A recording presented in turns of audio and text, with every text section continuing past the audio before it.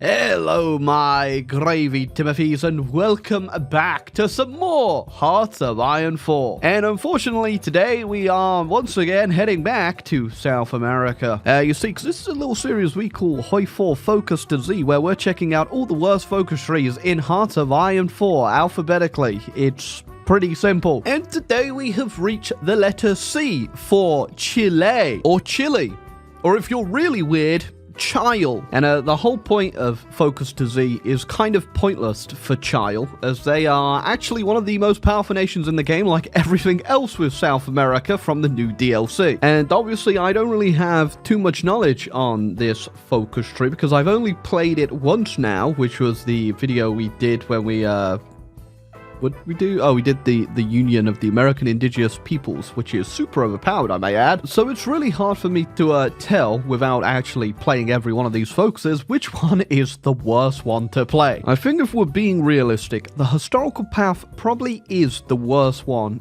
for the tree. But that's a little bit too easy, especially when I'm pretty sure I never have seen anyone go over to the right side of the Chile focus tree. You know, I just realized if you go down the quote-unquote historical path and then go to the left side over here, you actually get a pretty interesting opportunity to flip everyone to communist in South America and then just demand they submit to you, which looks pretty fun. Which means we can't do it today. Instead, we are going to go ahead and declare the state of new anarchy over here and go all the way down to restore the old kingdom, which looks absolutely terrible compared to everything else in the Chile focus tree. So a lot of people have been asking me overall what I think about the DLC. Now I've had enough time to really play it, and I definitely have played it. I've played way too much of South America, I shall add. And overall, I think all the focus trees are pretty fun. At least the first time around you play them. Obviously, if you keep playing South America over and over again endlessly, you'll just figure out very quickly that it is just conquering South America. But realistically, there's not too much difference you can really do there, aside from the few little meme paths that they did add for Argentina. Obviously, we've covered that one, and also the Chilean one, which we haven't covered, where you become France version 2. But I do think in terms of focus trees, if every focus tree that came out kind of mimicked the ones that have been added with this DLC, it's definitely going to look very good looking forward, because I most certainly agree that they are overpowered, but they are overpowered compared to all the old focus trees. And they did go ahead and nerf a few of them, I will say that, but they are still definitely overpowered. I'm not complaining though. I really like overpowered focus trees, as you know. But I think one of the biggest gripes people had was obviously, I think it's like $15 for the DLC, which again, for just essentially what is Brazil, Argentina, and Chile, that is a little bit steep of a price to pay, especially since they did add some Uruguay and Paraguay stuff, but it's not a lot. And of course, considering there are no new mechanics, it is simply a essential flavor pack for half of South America, or not even half really, just 3 nations, and then a couple little bits of a little nugget of content for Paraguay and Uruguay. I can definitely understand where some people may be feeling a little ripped off for the DLC, and 100% I don't recommend buying it if you really aren't interested in South America, because I didn't even want to play it, to be fair. Like the first week or so it came out, I had no interest in playing South America for good reason. But I think considering No Step Back is like $4 more essentially than this DLC, and that adds so much more stuff and also some really fun focus trees, you gotta remember that. I do think the pricing of this DLC is a little bit haywire, a little bit all over the place, especially for South America. In my opinion, I would have knocked a couple more dollars off for that, you know. But for something that is just kind of a little bit of extra flavor, that is fun. I can't say that the nations down here aren't fun like the first few times you play them. Obviously, if you just play them all in a row like me, they suddenly become not very fun. But I think if you just wait for this thing to go on sale, you will have fun with it. I'm gonna be real. Just don't buy it at full price if you really aren't into South America. I'm sure there are South American Timmies out there that are already, like, frothing at the mouth at the thought of more South American DLC for $15. But honestly, I'm not opposed to these, like, little content packs for regions of countries, but they do have to be fairly priced. That's my problem. If this thing was, like, $10, I'd be like, that's fair, okay? You can do that. That's okay. I'm willing to play that. I'll probably put, like, 20 hours into these nations, and $10 for 20 hours of fun, that's fine on me. But, you know, $15, I can see where people are upset. Obviously, I didn't have to pay that because I got it for free from Paradox Interactive. Please don't stop sending me DLC for free, Paradox, please. But yeah, I don't think regardless whatever you do, unless you just straight up don't buy the DLC, which people don't do, they still buy it and then complain, the prices are never going to change. So if you do want the DLC, simply wait for it to go on sale. Or if you don't want the DLC, just don't buy it, because it's probably not worth it if, again, you're just really not into South America. But the question still stands, is this the worst DLC Paradox have released for Hearts of Iron 4? And the answer is no, because even though it's not a DLC anymore, Together for Victory still exists. It's just in the base game now. But yeah, TLDR, DLC not inherently bad, overpowered, fun. Problem is, price a little bit, you know, a little bit spenny, you know. Either way, though, we have flipped our political party as Chile, and we already have done the focus to join Germany, which, I'm not sure how this is going to work out, I'll be real with you. One thing I have noticed, we get a pretty huge research buff from our leader who gives us a 15%, and then we get a 10% over here, which is making me think that I'm not going to get another research slot, am I? Wait, I get one there, and then I get one... Do I get one anywhere else? Please tell me I don't get just free. Oh, yep, that explains why I get such a big research bonus. I only get free wheat research slots. I take everything back. This DLC sucks. Yeah, why do I get a focus where I demand Uruguay submits to Germany? Why? Okay, so I get free research slots. I do get a nifty little bonus, and my stability gets tanked. So, what exactly is the benefit of going over here?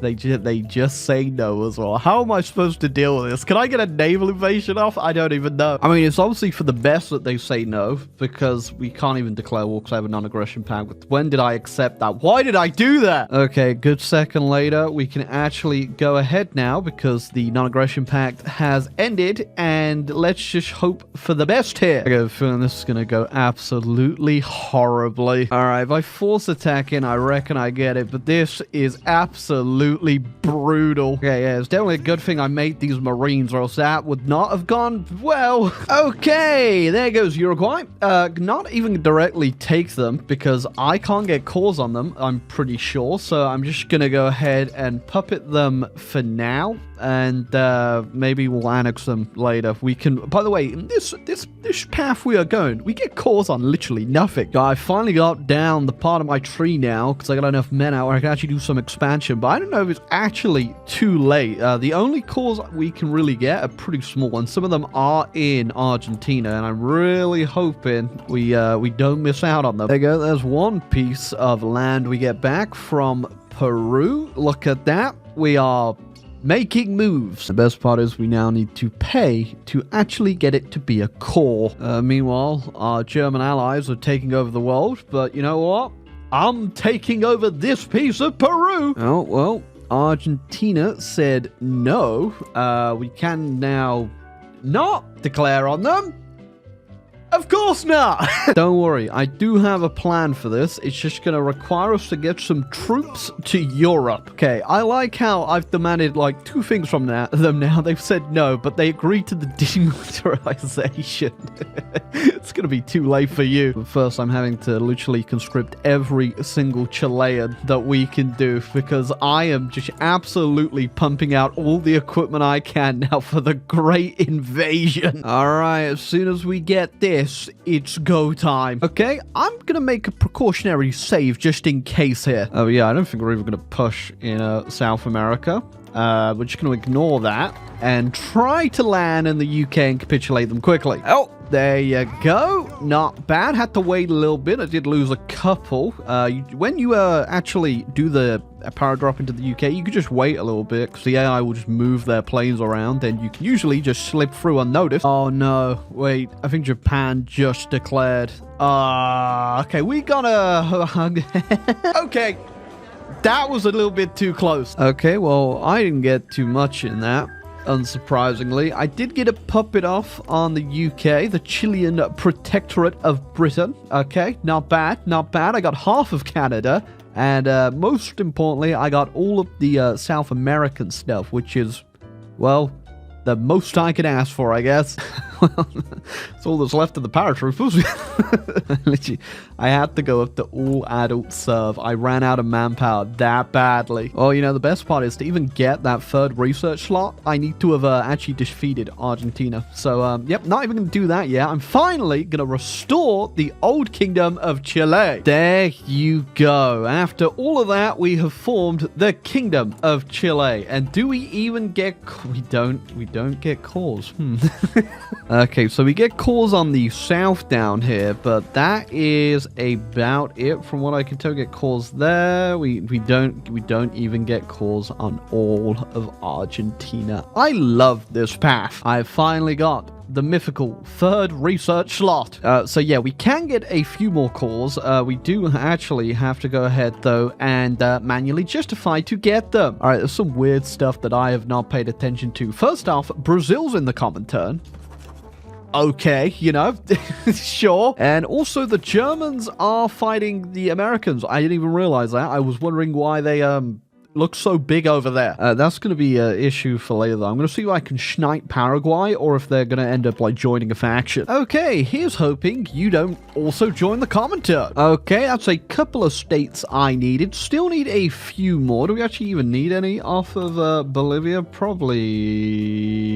No, I don't think we do. I think we just need to take out Brazil now and also annex our puppet down in Uruguay. I guess, to be fair, I was complaining about the fact that all these focus regions in South America just end up with you conquering, well, South America. So I'm glad this was a bit of a change up because you actually just don't conquer anything in this path. Yeah, usually you can kind of tell where they're trying to point you in a direction for in a focus tree on what you're supposed to do and where you're supposed to conquer. But in this one, I really don't know what they wanted you to actually accomplish as the kingdom of Chile, especially when it comes to these damn free research slots. Okay, the bonuses do not make this better. Yeah, especially when I'm just looking at like the other side. You can go over here and just straight up get calls on all of South America, because why not, eh? I know I do get another research slot. It's at the bottom of... Oh, okay.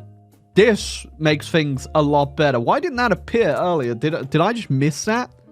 I probably just missed it, didn't I? It still doesn't make up for the fact that I'm going to have to deal with resistance in everything I conquer for the rest of the game. That's why I'm preemptively getting a few collab governments on Brazil and the US before I go anywhere near them. Okay, we have gotten our mythical fourth research slot, which means we can now afford to do some, well, not just plane tech. I had to rush all three of my research slots to get my planes up to date. All right, there goes Uruguay. Still not entirely sure what they were cooking with giving that to the Germans, especially considering you need it, I think, to actually hit this integration. So that's pretty funny. All right, moment of truth. We'll take down Brazil, and then I guess we'll go give them a helping hand with the Soviets, because there's no way, as usual, they'll ever be able to beat them. Where's a Soviet tank unit here? I feel like you've got other places to worry about. Oh, there you go. I can finally go ahead and integrate all my cores there, and why not celebrate with some French people while I'm at it? Okay, so those are our final cores that we can get. They're not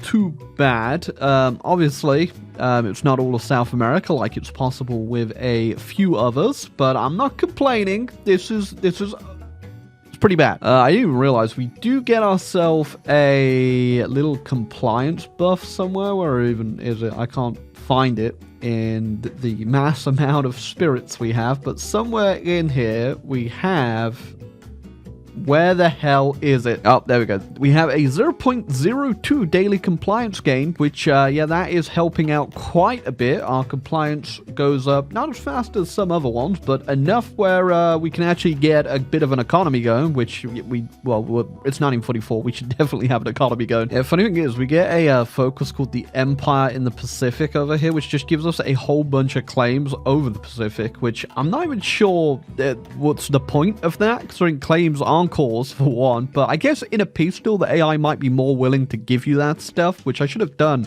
after defeating the Allies, but I don't think Australia or New Zealand at this point would have made much difference. Well, as usual, my main input for this Eastern Front is simply building supply hubs so we can actually push. Yeah, I'm definitely not impressed with this path at all. It definitely feels like there's supposed to be more to it, or at least I guess it feels like they've just ran out of steam. I'll be real. When they were doing all the others, they got to this one and they were like, I don't know. But considering, like, you're supposed to be the Kingdom of Chile, which I guess is kind of like the viceroyalty of, like, New Spain kind of type deal down here, you'd think you'd be able to, like, do a bit more, maybe reconquering, like, the Spanish parts, but no. No, you know what, heck, I would have liked it. There's like a little focus over here where you reunite with your brothers in Spain and Portugal. If, instead of just inviting them to the Axis, which they said no, by the way, instead of that, maybe you get an option to take them over, because, you know, the Empire of Brazil gets one to take over Portugal. Why should we not get an option to take over our colonial overlords? Yeah, I feel like that would have been a lot cooler. A lot cooler, but you know what, yeah, it is what it is. I'm not gonna complain, because I've already complained so much because this path sucks. Oh, I just realized I only have 8% war participation. If I don't actually get Brazil in this peace conference, because they will be in the peace conference, I'm not going to be happy. Okay, we got kind of lucky there because they had to fight the Japanese in the peace conference, as they are also currently having a bit of a domestic over there. Ain't my problem, though. We're now going to America. I just realized, actually, the Kingdom of Chile, which in turn was kind of like the Spanish reconquest of Chile for a little point of time, doesn't actually get calls on any of Spain or the Spanish Empire, but you have a path where you become France and you get calls on all of France. What's that about? Oh,